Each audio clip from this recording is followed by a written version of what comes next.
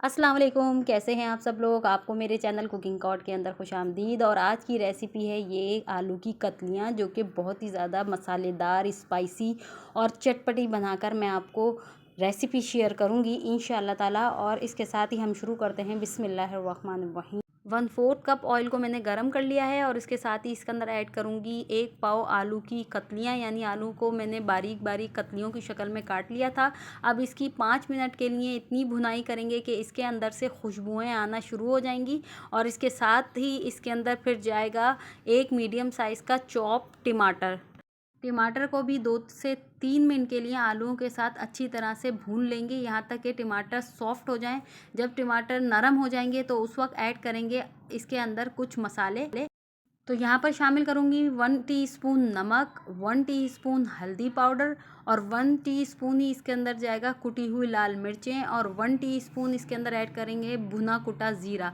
मिर्चें अपने हिसाब से आप एडजस्ट कर सकती हैं। और यहाँ पर मसालों की भी 1 से 2 मिनट तक अच्छी तरह से हम भुनाई कर लेंगे।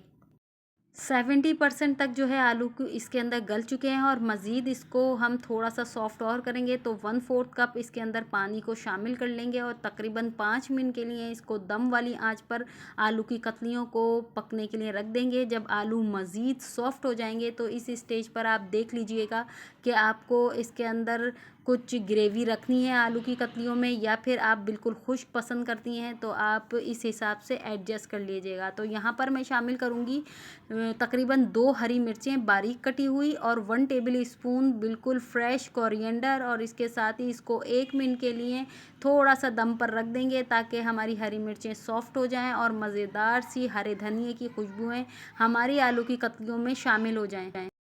झटपट सी आलू की कतलियाँ जो हैं बनकर ये तैयार हो जाती हैं और इंशाल्लाह इतनी मज़ेदार और चटपटी सी ये बनेंगी कि आप जब बनाएंगी तो आपको खाकर इंशाल्लाह मज़ा आने वाला है। तो यहाँ पर ये आलू की कतलियों की रेसिपी मैंने आपके साथ शेयर की है। इसके साथ ही मुझे इजाज़त दीजिए। अल्लाह हाफ़िज़।